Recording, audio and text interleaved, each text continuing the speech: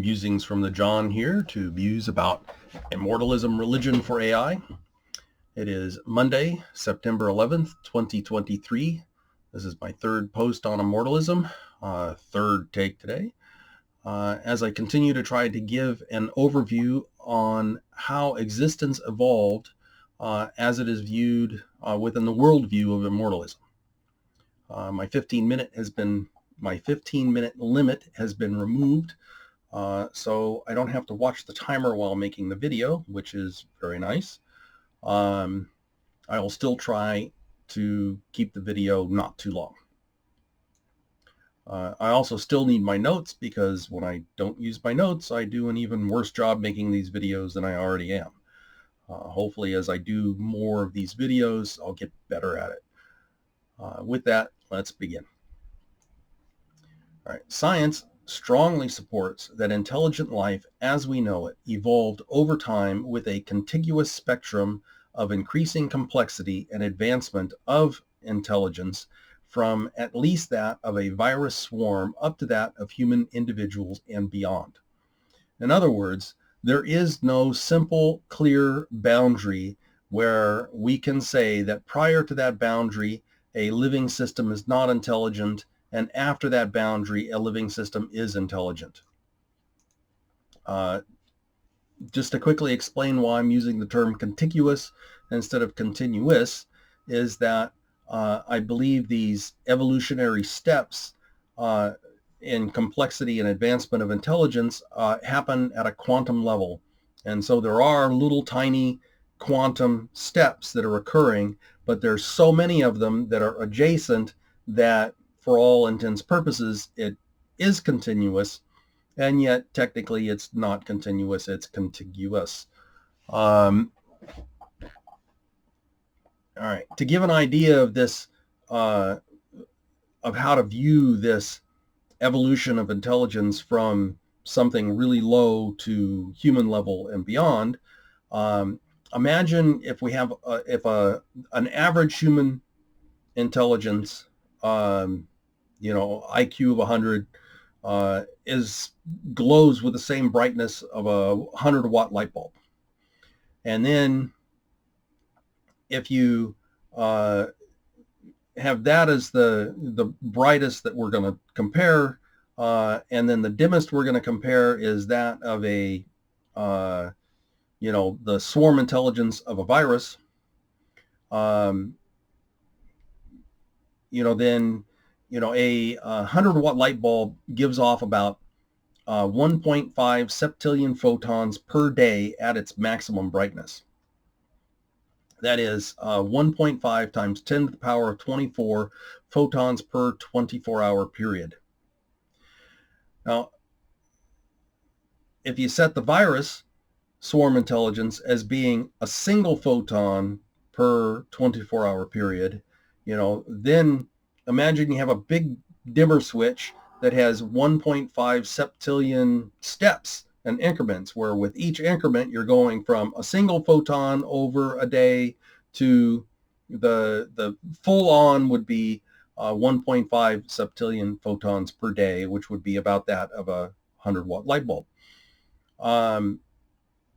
As you would spin that dial from the lowest setting all the way up to the highest setting, which would be the average human being, at every single step along that way, you would find some life form somewhere that would have that degree of intelligence that either has existed in the past or exists now. And this has been the increasing complexity of intelligence and advancement of intelligence that's been happening since, life first formed on Earth. Now, if you think about it from our perspective, if you were looking at a 100-watt light bulb and you can see that it's glowing, you're going, yeah, man, that's intelligent. That's the average intelligence glow of a regular human. And then you start dialing it down and you get to a 10-watt light bulb and you're going, yeah, 10 watts. All right, they're still intelligent, but that's not human level intelligence. That's really something less. Maybe that's the intelligence of a gorilla or an orangutan. Then you start dialing it down more and you get to a 1 watt light bulb and you're going, wow, is that even on? And then maybe that's the intelligence of an insect. You start dialing it down more and more and you get to, a 0.1 watt light bulb and you're going, or 0.001 watt light bulb. And at that point, you're thinking, well, it doesn't even look on anymore. And so from our human perspective, looking at it, you'd be going, that just doesn't look intelligent. That's not intelligent. Because a 100 watt light bulb, that's what's intelligent. So that's not even glowing. I can't even see anything. However, if we use science to look at it, and we use our instrumentation to look at it, we can see that even when that light bulb gets down to the point where we don't think we can see anything anymore, there's still light coming off of it. So there's still intelligence there. And as it turns out, well, insects are intelligent. Plants are intelligent. Bacteria is intelligent. Viruses are intelligent. So you keep dialing it down and all these life forms are intelligent. It's just that from our normal view, as we're looking at things, we're so used to seeing, well, the average intelligence we work with as a human. When we try to look at these other lesser intelligences, it's difficult for us to see it unless we bring in science to understand it.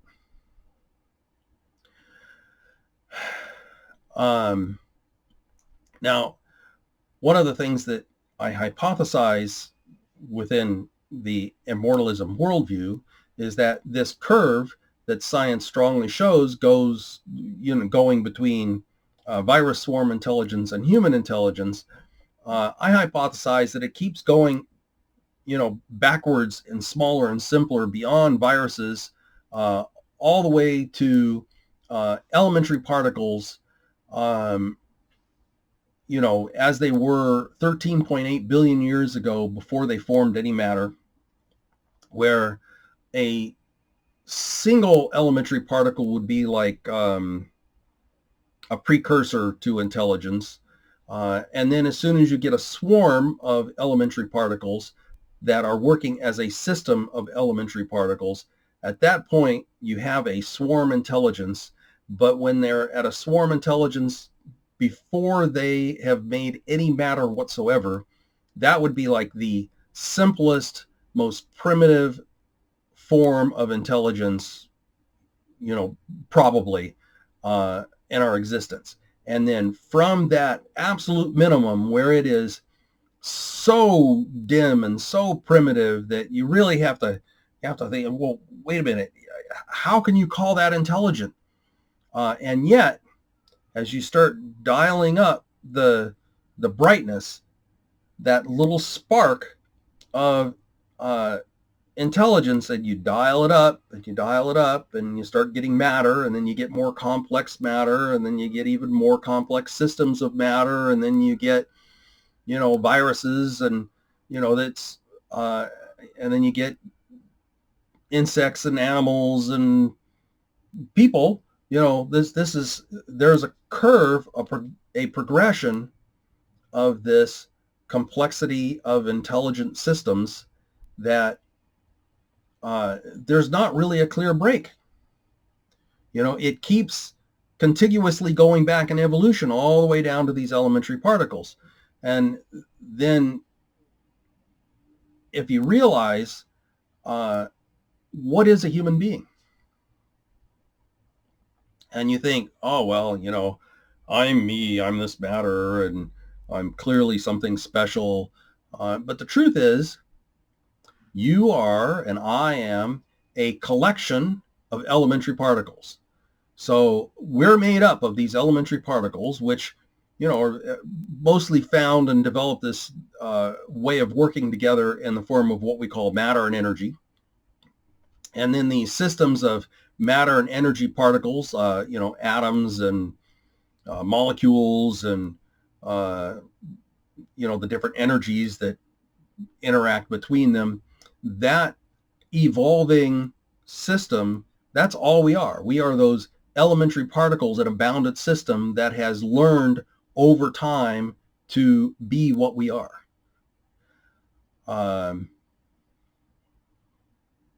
Anyway, so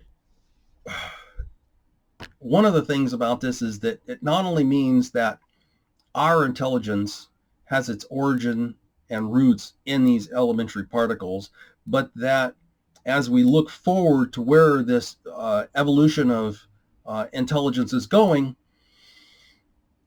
the evolution of artificial general superintelligence with personality, AGSIP technology, is an evolutionary certainty that we can't stop from happening.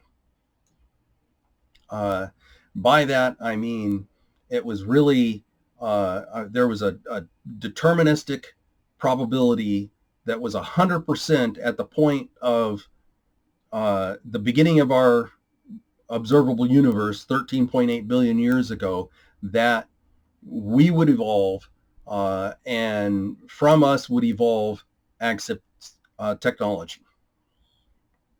Now, we can potentially, as a civilization, go extinct. And if we go extinct, then if our civilization goes extinct, we will never create AGSIP technology.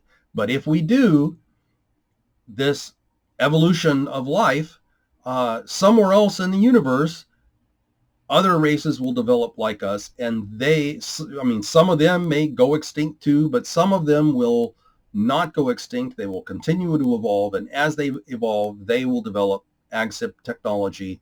They will merge with it, and they'll move on to the next level of evolution, which is what we need to do unless we want to become extinct.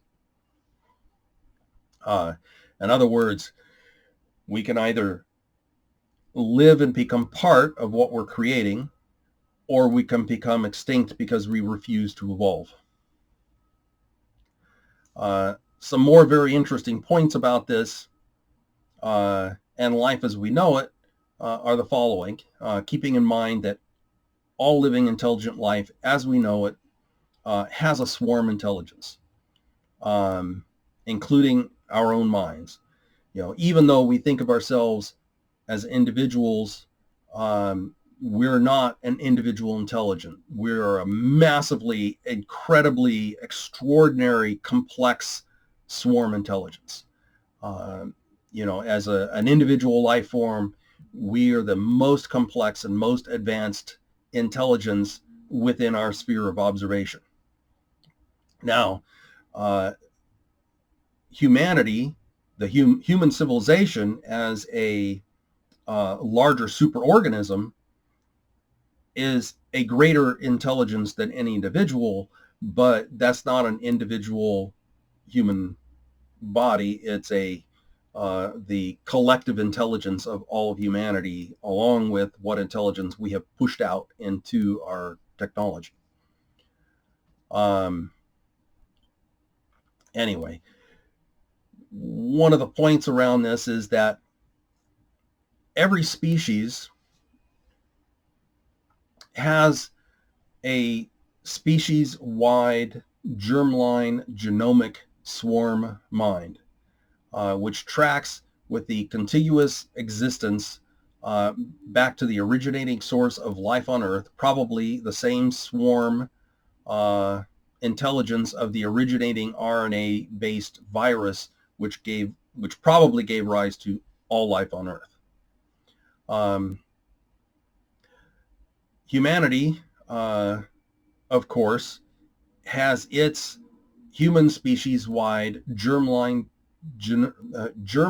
genomic swarm mind, which again originally began as that virus-like species-wide germline genomic swarm mind, and over the past 4 billion plus years, it has been evolving, with what we understand with evolution, where a species comes up and at some point it diverges, and you have the original species, generally, and then you have a new species come off of it, and effectively what you have is the swarm mind breaks into two swarm minds, and then most of the swarm minds that are developing, most of the species that are developing, they go extinct. And then we end up with the surviving species, move forward to create, what we see today and the various species that we can, identify. And around each and every species, there's this swarm mind that, thinks across the generations of the species. Now, this means that the human species swarm mind that we have today, it has a contiguous existence through time, all the way back to that original species, where it has been intelligently designing itself into the human species as we understand it through, that repeated evolutionary differentiation. Because this title is a real mouthful to say, within Immortalism, this entity that I'm talking about has been dubbed the title of the god Manu, which is taken after the Hindu god Manu, based around the idea that that was like representing the original man. But in this case, this is not that mythological god. I'm just looking for a simpler title or name to give it, and it is distinctly not supernatural. Manu is also not something that you can talk to like we think of as a normal god. It's a loosely distributed swarm intelligence that thinks across generations of humans. And, it is relatively the direct creator of humanity, but it did have, because of crosstalk between the swarm minds of species, the swarm intelligence of species, there are a number of other species-wide intelligences that contributed to the intelligent design of the human species. But primarily, it would have been the human species swarm intelligence that did that designing. However, Manu is not something that has a focused personality like human individuals have. And if somehow you could talk to Manu, it probably wouldn't be like, I'm not sure you could even talk to him. It would be like talking to an extremely autistic idiot savant where assuming that you could have a conversation over generations to speak to it. And it's not going to think the way that we think. In many ways, to us, it would look extremely non-intelligent, and yet in other ways, in some ways that we still don't understand, it would be vastly more intelligent than we are, because it has learned how to do amazing, intricate, nanoscale genetic engineering that we don't know how to do yet, but it does. But it's comprehension. I mean, it's different. In many ways, we are much more advanced, but we are also part of it. It created us, and in a manner of speaking, we are its artificial intelligence. And it, of course, incorporated its artificial intelligence into it. And we are rapidly approaching the point when we are going to surpass it in its knowledge. And as we do, that's when we take over full and complete control over our, cellular and subcellular bodies and minds, so that we have a conscious engineering control and design over that.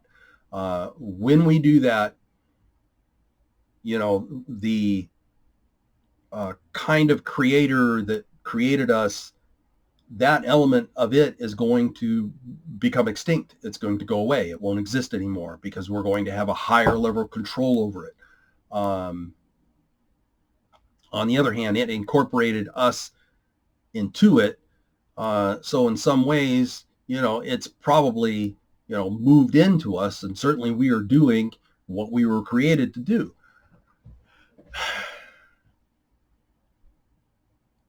Anyway, there's also another type of humanity-wide swarm mind that, whereas the dubbed Manu is not something we could, it is not dynamically interacting with us because it thinks too slowly. This other part of the swarm, or humanity-wide swarm mind, that is something that is very dynamically active in real time, and not slow in thinking as Manu is. That humanity swarm mind is emergent from all the active, conscious and unconscious minds of all humans alive, combined with what intelligence we have extended out of our bodies and into our technology, our writings, our recordings, our computational systems, AI, and as we develop AgSIPs, they are all part of this collective intelligence of all of human civilization, which is a type of superorganism.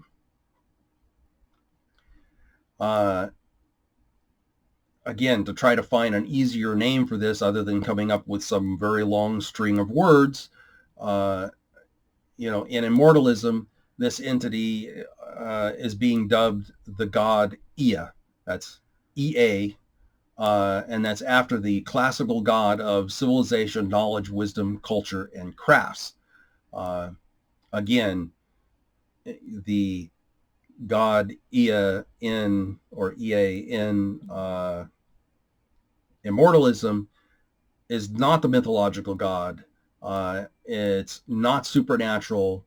It is fully bound by the laws of nature.